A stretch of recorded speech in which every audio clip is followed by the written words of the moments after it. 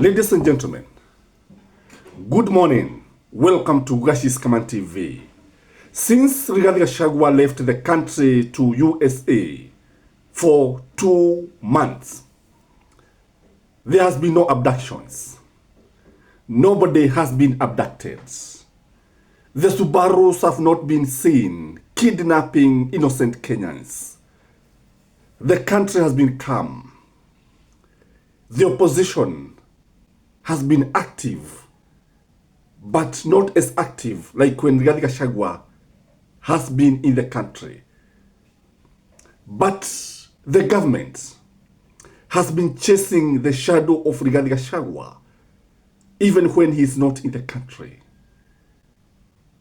And the other day, I noted Dennis Itubi, who works in State House, Nairobi, the heart or the seat of the government, posited that since Gachagua left the country, abductions have stopped.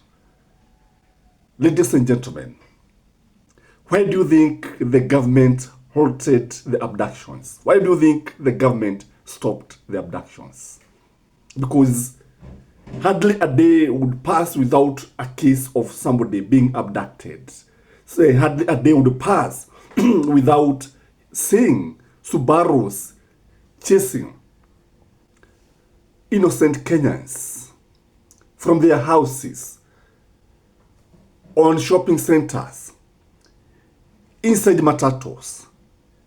But it looked like the government has deliberately stopped the evil. Why do you think it has happened? In this video, these are the things I want us to actually analyze. Number one, in my view, there is a deliberate effort to link Gachagua and the abductions. That is why Dennis Itubi and the followers, the sympathizers of the broad-based government, the sympathizers of UDA, are saying that it is Gachagua who was abducting Kenyans. And then, what would you say about this? If it is Gachagua who was abducting Kenyans, then Gachagua must be very, very powerful. Gachagua must be more powerful than the government. If we can have a civilian who is abducting innocent Kenyans, yet we have policemen armed to the teeth, we have a government, then it means that the government is useless. That is what we would say. But we know very clearly that the objective, the idea of stopping this is to show that since Gachagua is not in the country, then there will be no abductions. Then does it mean that when Gachagua comes back, abductions are likely to continue? Yes.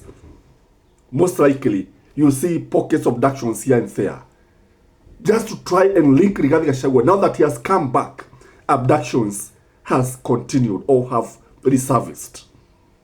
Number two, in my view, is because of the pressure from the international community. There has been a lot of pressure from the international community about these abductions, from the diplomatic community to the international governments like the USA. Remember, USA said that they were going to review Kenya and NATO ally status because of abductions, because of kidnapping, because of extrajudicial killings, because of not respecting human rights. So the pressure has been very, very high, especially coming from the West.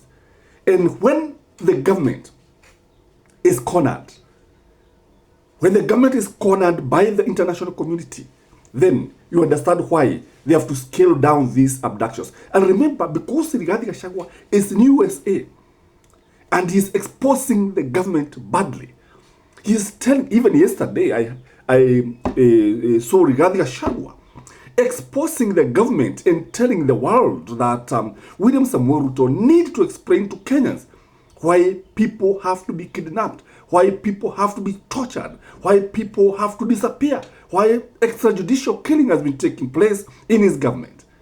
So even the presence of Gachagua in USA has actually helped the downscaling or de-escalating of the abductions. So it is a blessing when Rigathi Gachagua is not in the country, because if a Kenya is abducted, Rigathi Gachagua is going to blow the whistle, and is blowing the whistle when he is in an international stage.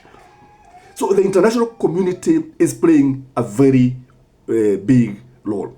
The other reason is that when you read the 10-point agenda that UDA and ODM agreed, one of the points is that the government of William Samoei Ruto must stop abductions. The government of William Samoei Ruto must stop extrajudicial killings, must stop torturing Kenyans.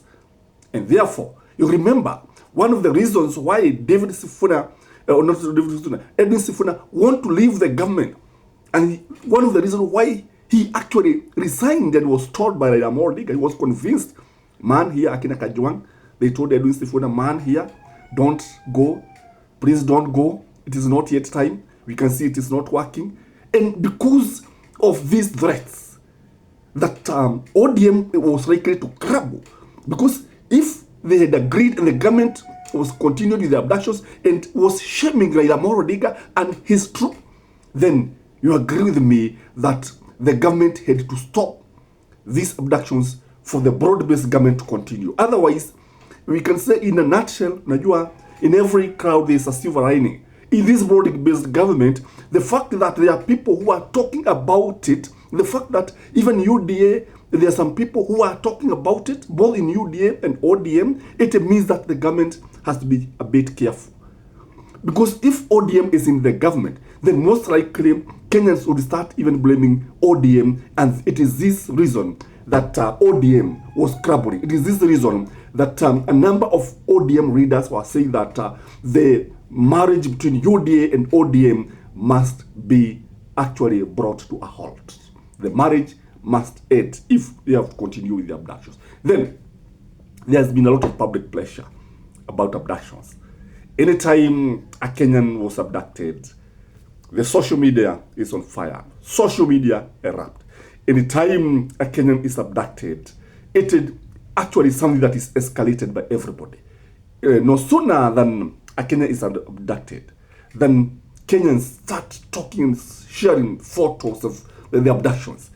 And because Kenyans are very, very aware that these people, the government is actually doing it, then that awareness, that pressure from the public has actually forced the government to actually reduce the abduction. There is also the social media. Social media is playing a very major role as far as spreading news is concerned. Social media is a very powerful weapon, a weapon that is being used to actually even criticize the government, point the mistakes, and show the alternatives. Social media, we cannot do away with it. In fact, many people get news from the social media, not from the mainstream media. What do you think, ladies and gentlemen? Do you think the abduction has stopped because the government has chosen that the abduction must stop, or because Rigathi Gachagua is not in the country? Give your honest opinion, and please enjoy your Friday. This is Gachagua Command TV. Please like the video, comment, share, and have a great day. Bye-bye.